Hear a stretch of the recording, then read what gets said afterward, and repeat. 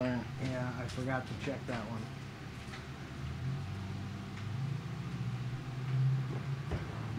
Somebody should have told me in the first minute. I should have checked, but whatever. Okay. So apparently, my sound has been off the entire time.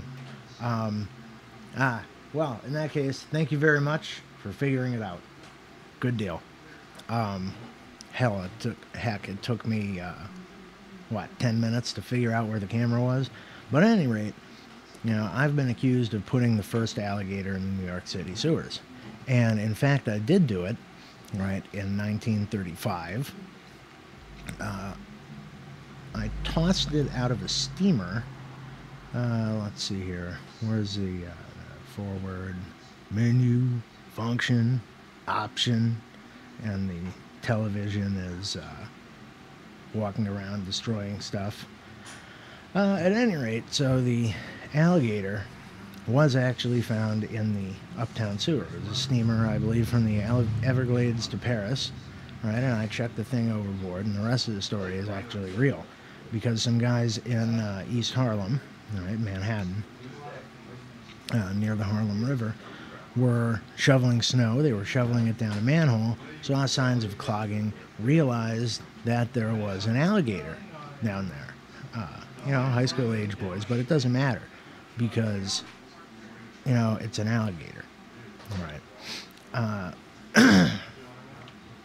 So anyway, they looked at it, right? One guy recognized it for what it was, which, I guess probably there and then, that means he must have either learned about it in school or I don't know. Did they?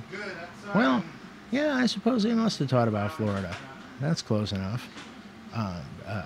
Time-wise, I mean, that was in, yeah, whatever. I don't have to know history anymore. I'm studying engineering, right? I don't have to know anything in the English language, except that I'm taking a public speaking class right now, which is pretty funny because I'm a media personality. Hopefully more people start listening to me, so this can become a bigger deal. Please support Droopy McGobbler's ego.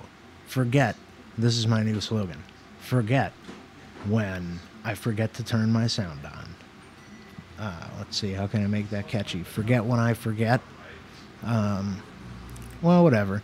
James Carville, the Raging Cajun, if you're listening, which I'm sure you are, listen to that endorsement passed along from an illustrious listener, then give me a call. 414 not 35 not 35 51 414 935 2951. That's 414 935 2951. And let me know how to spin this. If you're not James Carville, you're also welcome to call in. But I don't want to hear your spin doctoring if you're not. Unless you're Bill Clinton. Bill? Willie? I won't tell anybody else that I call you that privately. Willie, I need a hand here. Right? You're up in Harlem near that. That's right near your office. I'll put another one right there. Oh, shoot. You can't say that. Well, whatever. Everybody knows that you can't actually put alligators in New York. Right? So I don't advocate actually putting alligators in any sewers. Right? Especially not near famous people. But at any rate, yeah, that's right, William Shatner. You're safe another few days. I never said anything about crocodiles. But no, seriously, those are more dangerous than alligators, so don't even attempt to wrestle either. You have to be Australian, pretty much. Or Cajun, though. So again, Jimmy Carvilla, if you're listening, next time you rage up here, which is hopefully soon, to give me advice on how to spin whatever I don't remember. At any rate, yeah, bring me a gator tail. I want it fried. I'll do it myself, though. Nobody else can do it right. Not even you, Wolfie. That's Wolfgang Puck, not Wolf Blitzer. He's Wolfer. All right. My buddies. We're going out for more Doritos sodas after that. Right of fuel next door. You hear that? Wolf Blitzer and Wolfgang Puck, and not only whoever the other one I just mentioned was, James Carville. Yeah, you should call in.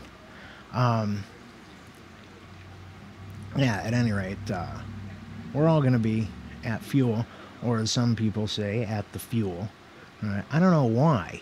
Right? There's some places that do that. They just add, at Walmart's, maybe not that one specifically, but at Targets, right? At, they would say here at Pick and Saves, right? They don't say like a Wegmans is. That would be stupid. But then there are places where they say the whatever, down to the Walmart, down to the Big Lots, right? Whatever. I don't even know which or which. But as long as you call soda soda, you're all right. If you call it soda pop, all right, that's okay. That's acceptable, all right, because it's kind of quaint, right? If you call it tonic, then I don't know. That just sounds cool, but I think you have to be quite the hipster. I mean, you have to be wearing those stupid sunglasses I don't like, and you got to be riding like a single speed fixed gear, right, into the sides of cars. All right, ooh no, a double decker River West bike that's also a single speed fixed gear. Even my hipster sister said people land in the hospital from those, things all the time, the fixed gears, because there's no brakes. I don't know, anything with wheels or even skis, and especially treads, that I would ride on or in would be equipped with some sort of brakes. Except that's not true, because I would definitely ride at Mach 7 or whatever they can do with it, a rocket sled, which is absolutely powered by a solid fuel rocket, which doesn't have any brakes. So, yeah, I guess that's almost like a fixed gear. So, apparently I'm a hipster because I'll ride solid fuel rockets, not just liquid fuel. At any rate, so this alligator, okay, the point is the gator, right, that I was absolutely the villain who tossed it. I once got described in the Journal Sentinel, no less, as a magnet for the law. I mean, that sucks, right? That sounds like a redneck, honestly. And I may live in a redneck town, but I mean, I grow a bullfrog just to inflate it against rednecks. But like I said, the only actual ones I ever speak about are exceptions. All right. Maybe because the only ones that I know personally well are exceptions. But there's probably a lot listening too. That's probably, River West, so hipsters, right? And Wisconsin, so rednecks. So I shouldn't talk bad about either group. Although I'd want to see some people who are both. That just sounds really cool. If you're a redneck hipster, please come down to River West Film and Video, so you can show me what you look like. Or, well, I guess you can't do it by going and watching my feed, because that doesn't mean that I can see you. Good point. So call in, all right, but don't just describe yourself. Just call in and come on in. Although I guess you could do this too, all right? If you're a designer, describe what a redneck hipster would wear, and then describe it to me, and then I'll try to find somebody who will actually dress like that. I'm sure there is one. But the point is that if you observe an alligator, right, the thing I would not do, even as a teenager, okay, excuse me, I would not lasso the alligator, even if I had learned it in, Boy Scout camp or from Western films or whatever. I sure wouldn't drag it 10 feet up a ladder, right, onto the snow, right, onto the surface of the street, that is to say. And if I did, I would not play with it, and I would not be surprised, right, or caught off guard when it became, surly, all right, ornery and aggressive, right. But they were, so they beat it to death with the shovels. It's not that they intended to do cruelty to animals, right? They didn't bring it up to attack it. They brought it up to have fun and play with it, right? Even though the one guy knew it's an alligator, right? And it doesn't belong there. Even if they didn't know what it is or what it does, right? It's obvious what it does. It looks like it does what it does. A third of its body length is head, with full-length mouth and lots of big, nasty teeth. You know, its mouth opens real wide. It hisses. It's clearly built to bite things.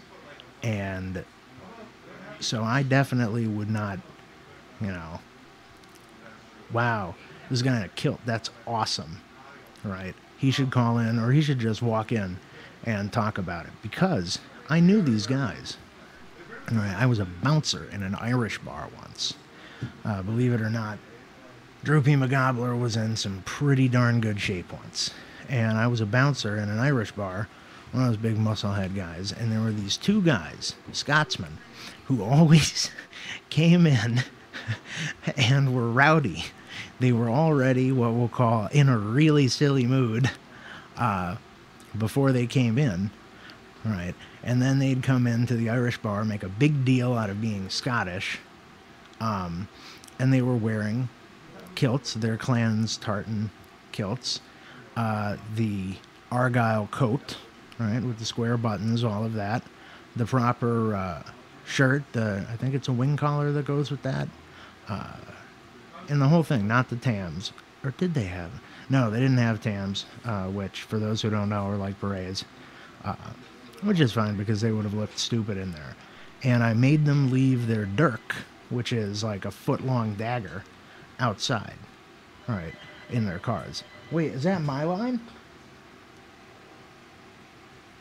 Oh, well, at any rate, yeah, the dirk is something like a foot-long, 9-inch foot-long dagger, and it is part of, oh, a sporran, too. If you don't know what a sporran is, that is pretty awesome, because it goes over, right, your groin area, and it's like a metal thing with, you know, on a chain with, you know, covered in fur, like expensive, good fur. So, you know, I'd want it from something that you're not supposed to have, like snow leopard. I can't advocate the illegal harvesting thereof, but if you've already done it, you can atone for it by giving some fur to me. Is that all right? At any rate, though, no, endangered species are our friends, and we don't need our friends. If you do, there's probably something wrong with you. Speaking of which, yeah, sorry I missed last time. I was going and, you know, just checking in to make sure that I'm not actually, you know, crazy and that I'm certified to be sane. And I still am. Now, if you need to be certified sane, then there might have been, right, by extension, some question about it at some point. But that means that if you think something I say is crazy, then you know what? It probably is. But anyway, though, so I probably wouldn't drag a gator out of the sewer like that, you know, if I wasn't intending to either trap it. I don't know, it's just not on my list of play toys. But whatever, because you know what? They probably knew something that you guys didn't, because New York is way awesomer than here. But now I'm just doing filler when I'm trying to find these stupid notes again. So, let's see. Yeah, the gubernatorial election in which the Growling Gov won by pinfall over the mayor of Mayhem.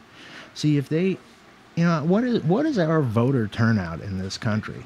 You know, I think it's something like 30%, right? I mean, that's terrible. I think that to increase it, they should make it a little more fun. They should have World Wrestling announcers, right? They should have other contests, you know, just like fun stuff, right? Maybe not beer chugging, right, or something of that nature, but, you know, shuffleboard, no, all that's a stupid idea. But no, at any rate, they should make it more fun by using, instead of news announcers, right, sports announcers, especially from boxing and especially world wrestling, not college wrestling or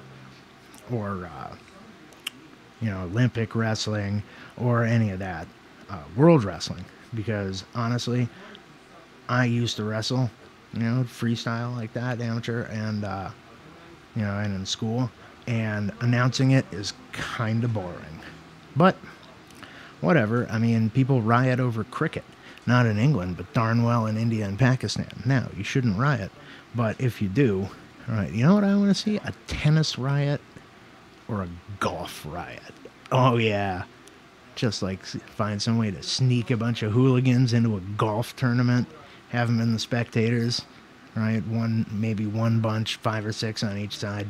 You get a couple people going, it's called the something effect.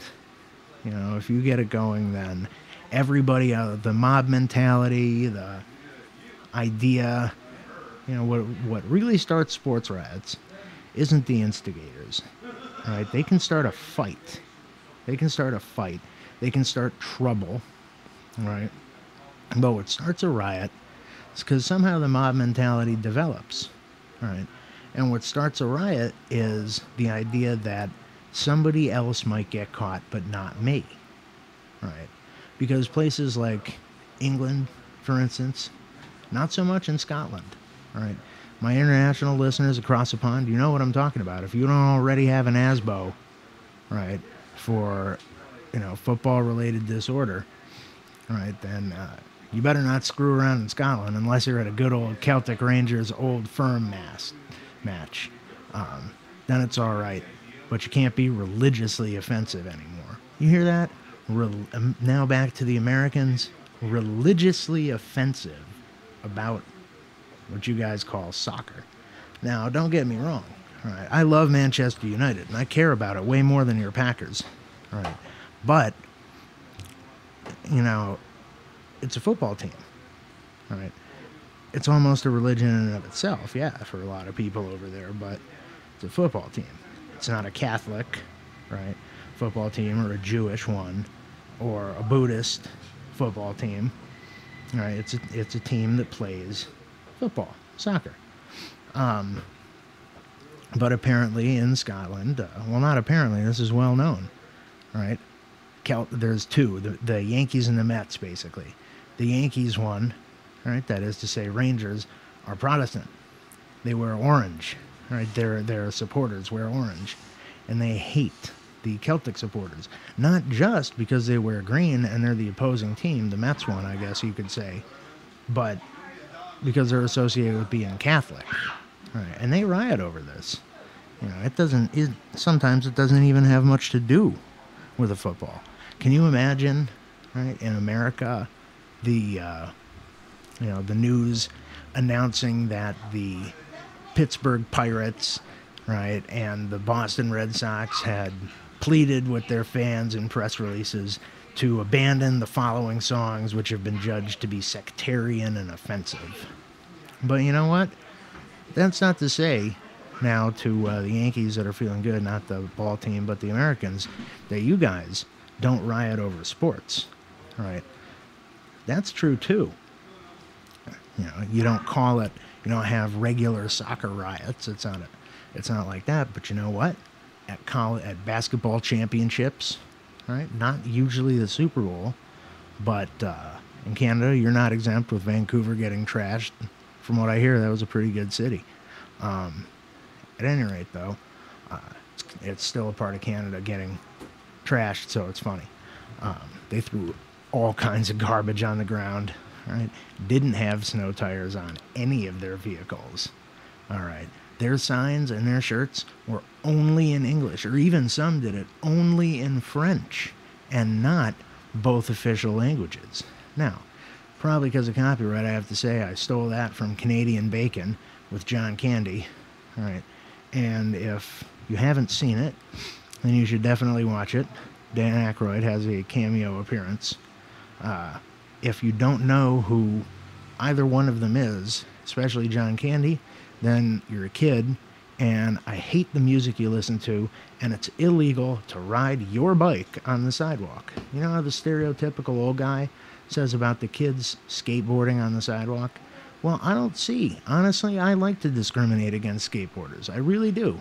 All right. If I had bumper stickers on my old 8 mile to the gallon Cadillac, not kidding, one of them would have said skateboarding is to a crime.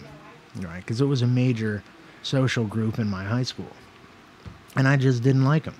At any rate, though, the point is that people don't skateboard on the sidewalks, even around here, that I see. all over the city, right? Milwaukee's supposed to be a great city for bikes. They got bike lanes. The buses all take bikes. There's bike paths and trails, all that stuff, right? And yet, people are always riding their bikes on the sidewalk, whether it's downtown, right? Whether they're dudes wearing dress shirts and dress pants, right? Or people wearing, or big people riding pink BMX bikes, right? Over the smaller frame, to be made no assumptions about whom are to be made no assumptions, that is to say. And, they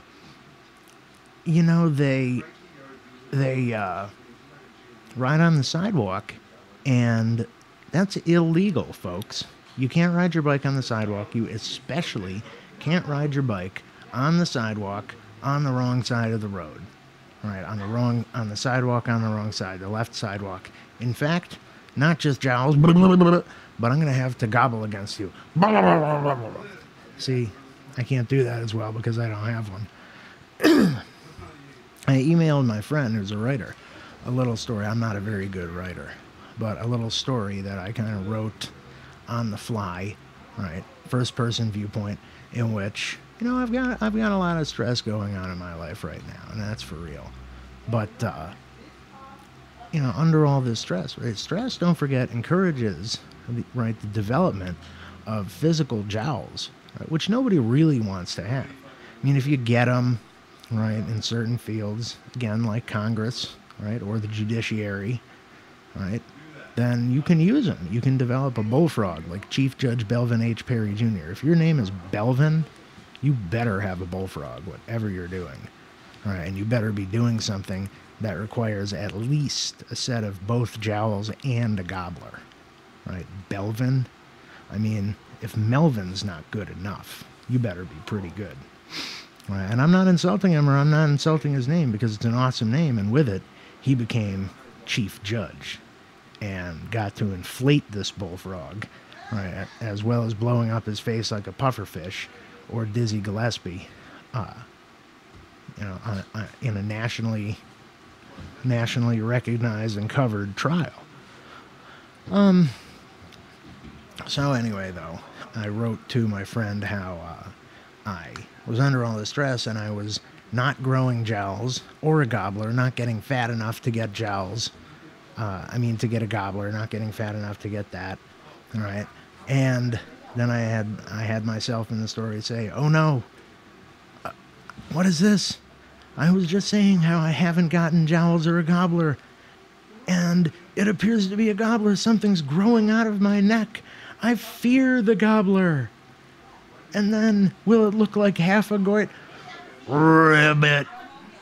All right, and then a graphic. I have a graphic, a smiley of jowls, right? One of which is :B, capital B, or colon, close parenthesis, capital B.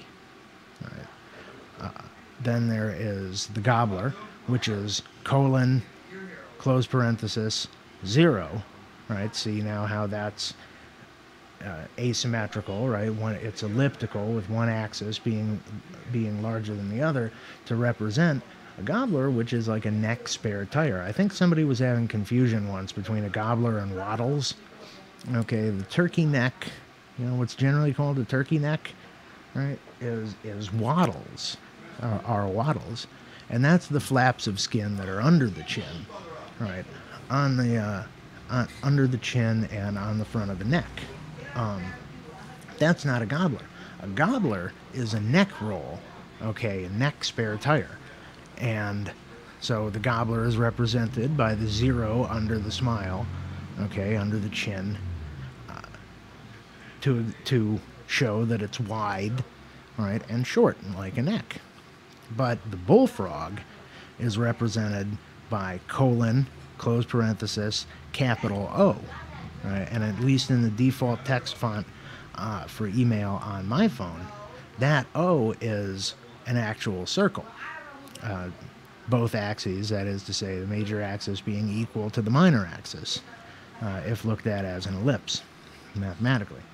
So that represents a bullfrog, which, as we know, covers the entire chin, cheek, chin, and neck area. The chin is sort of a protuberance, right, out of a bullfrog as the nose, but it appears that the bullfrog can be inflated to produce a croak or ribbit sound. And I thought I had explained this enough to, Jack, who's my best friend here, but apparently I did a crappy conclusion, a poor quality conclusion, that is to say, of the story, because when I sent it to him, he thought that, and Jack, I'm sorry for making fun of you, but I hope you're listening, because he thought that I actually had emailed him, to complain that I was growing a gobbler in real life. And I said, no, I just didn't write a good conclusion. That was fictional, right? Myself, right, the first person narrator, thought that I was growing a gobbler out of hubris, right, by congratulating myself for not having jowls or a gobbler. But then it turned out that it wasn't even that, and inflated explosively, and turned out that I had not gotten a jowls or a gobbler, as I had suspected, but I had grown a bullfrog. All right. So that was the story. But at any rate, it was probably funnier when I wrote it. Do I have any more notes? Who cares? I was really tired for class yesterday. I had to do part of a group presentation. So this is what I did, and I hope they're not listening. We had to do it on a video from this series. Okay. So I knew of one. It was really interesting. Now, granted, I knew about the speaker. Right, so I convinced them that we should do this one. So I didn't have to read through a bunch, right, and watch a bunch of them or whatever. I convinced them that we should do this video, but then I hadn't seen it, or I didn't think I had seen it all the way through. It turned out that what I thought was a clip was the whole thing, which was nice. But as far as I knew, I hadn't seen it. So then I watched it and realized. Then they were talking about what prep we should do beforehand. It was a 3-person group, and this one I said, well, do you think we should meet together? Do you think we should do the work separately and exchange product documents? All right, and I said, oh yes, we should do both. All right, absolutely. And none of them did it, but everyone agreed to do it. So that's all right. The point is, I convinced them. I mean, they didn't. Actually, the third guy would have still done it. The second guy, right, had to bow out because he had an important meeting, and I had to bow out because I was frantically working on the paper for that same class. So actually, I convinced him to do that too, and then didn't do any of it because I didn't write anything down. I was too tired. I figured I'll just get up there and speak off the cuff. And I did. And I did great. So somebody's yelling about gigabytes. I don't know. Well, what is that? Is that a... that's a reminder to be here. But then again, that's not so far-fetched. Okay, what else have I got? I got a new computer. All right. And if you don't think that's interesting, trust me, it is, because I'm not going to rattle off how it's an i5 and all that stuff, right? Because it's not an i7. But from my perspective, it's pretty awesome, because I didn't have one like that before, and I get it for free, right, for the term from my school. So I said to the IT guys, of which, I'm one, not for that school, but I am an IT guy by profession. Maybe I could even start a segment like computer talk, like car talk, right, or tech talk, where I have you call in with your problems with computers, and then I make fun of stuff and debug you over the phone on the radio. But I don't kind of want to do that, because then people, will start fixing their own thing instead of calling me to do it. So scratch that idea. But at any rate, though, the point is that this IT guy, and everybody knows, whether you're a tech person or not, and probably more so if you're not, that if you have a computer from work, right, or one from school, then they've got all these rules and regulations. Come on in, dude.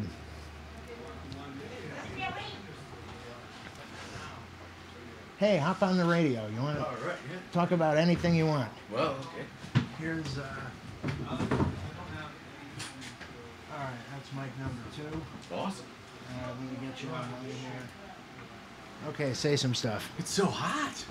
Oh, yeah, that's pretty good. Let me move that a little closer to you. Now, at any rate, though, so what's up? I'm Tom. Hi, Tom. I'm Dannon. Nice to meet you. Nice to meet you as well. From the Jowls of Justice with Droopy McGobbler. Right? And when you're laughing, when I do it, right, then nobody can do jowls again right away because it makes you smile. And that tightens your cheeks. Really? What? Oh, yeah. Did somebody call me? Sounded like it. I know, didn't... Yeah, what's up? Okay, well, at any rate, so Dan in here, I just dragged in off the street. How's it going, man, Tom? It's going pretty good. But yeah, see, I told you guys, I tell you guys every week, right? If you don't want to be on the air, don't come by my studio, because if you do, I am liable to just grab you off the street, just accost you, right? And be like, hey, you're on the radio. Just like I might call you out from the call-in line. That's right. If this guy doesn't know, I'm the one who staged the moon landing, and I did it on Venus. Oh, yes, I did. And that was somewhat Nixon. So, that was good. At any rate, so what have you got? You can talk about anything you want as long as you don't use foul language or talk about anything you know you shouldn't talk about. Well, I'll tell you what. I used to live here. I went to college in Milwaukee at UWM, and I moved to Portland, Oregon, and I've lived there for about 2.5 years now.